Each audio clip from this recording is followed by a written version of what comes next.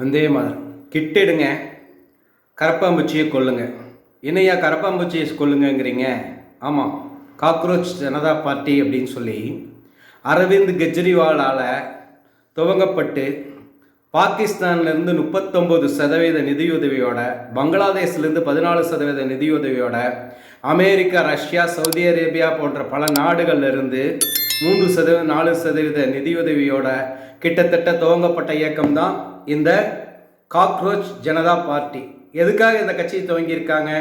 அண்ணா ஹசாரே மிகப்பெரிய போராட்டத்தை எடுத்தார் ஊழலுக்கு எதிராக. அதிலிருந்து வந்த கட்சி, அவரால் துவங்கப்பட்ட ஒரு இயக்கத்திலிருந்து விளக்குமாறு எடுத்துக்கிட்டு ஆம் ஆத்மின்னு ஒரு கட்சி ஆரம்பித்தார் அரவிந்த் கெஜ்ரிவால்.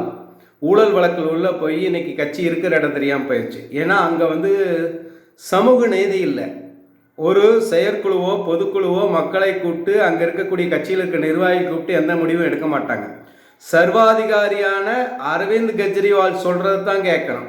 அண்ணா ஹசாரே அவர்கள் கட்சி ஆரம்பிக்க வேண்டாம்னு சொன்னார். அதையும் மீறி இந்த அரவிந்த் கெஜ்ரிவால் கட்சி ஆரம்பித்தான். இன்னைக்கு அவர்கள் கீழே போய் கொண்டே இருக்காங்க. காங்கிரஸுக்கு மாற்றாக வரும்னு இன்னைக்கு இந்தியா முழுவதும் பேசப்பட்ட கட்சி கீழ்நிலைக்கு போயிருச்சு. அதனால இந்த அரவிந்த் கெஜ்ரிவாலை இன்னைக்கு தூண்டி விட்டு வெளிநாட்டு சக்திகள், பயங்கரவாத சக்திகள், பிளவினை பேசக்கூடியவர்கள் இந்த காக்ரோச் ஜனதா பார்ட்டி அப்படின்னு ஒரு கட்சி ஆரம்பிச்சிருக்காங்க. இதில் இருக்கிறவன் சொல்கிறான் பாருங்க, பேட்டி கொடுக்குறான். டெல்லியிலே ஒரு போராட்டம் நடக்குது, அதில் காக்ரோச் ஜனதா பார்ட்டி அப்படின்னு சொல்லி கோஷங்களோட மாணவர்களை வெளியில் வர்றாங்க. அந்த வீடியோ வைரல் ஆகுது.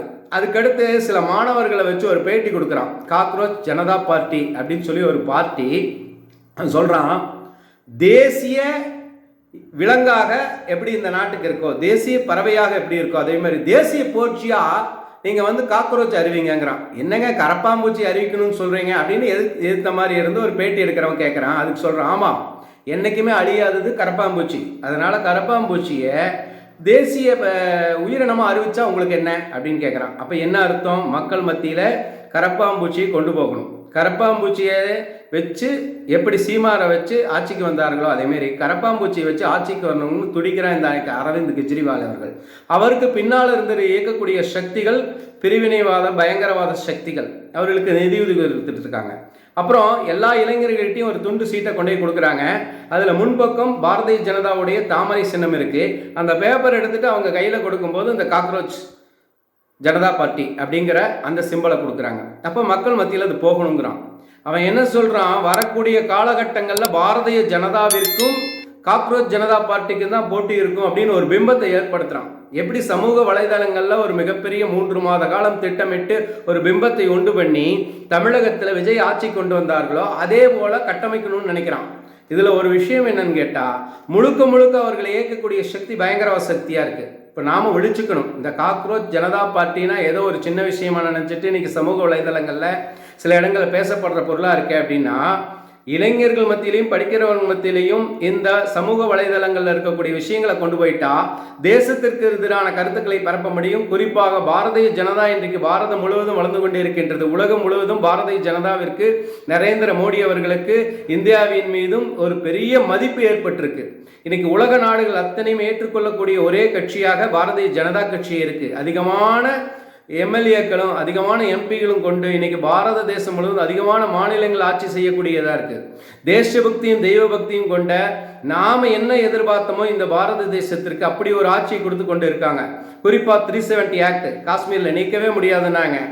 அற்புதமாக நீக்கி இன்னைக்கு காஷ்மீர் நல்லா இருந்துட்டு இருக்கு, ஜம்மு நல்லா இருந்துட்டு இருக்கு.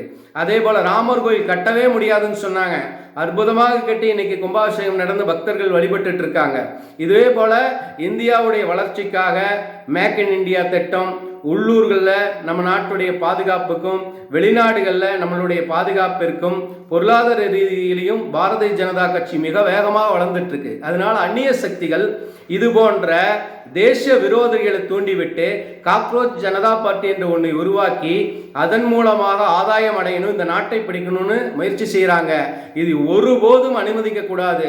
காக்ரோச் ஜனதா பார்ட்டி என்ற ஏதாவது லிங்க் வந்துச்சுன்னா, யாராவது தொலைபேசியில் அழைச்சாங்கன்னா, யாராவது கூப்பிட்டாங்கன்னா, சமூக வலைதளங்களில் வந்துச்சுன்னா அவர்களுக்கு எதிர் வினையாற்ற வேண்டும் என்பது எங்களுடைய கோரிக்கை. இந்து தேசிய இயக்கம், ராமசிவகுமார், மாநில நிர்வாகக் குழு. நன்றி, வணக்கம். வெல்க பாரதம், வந்தே மாதரம்.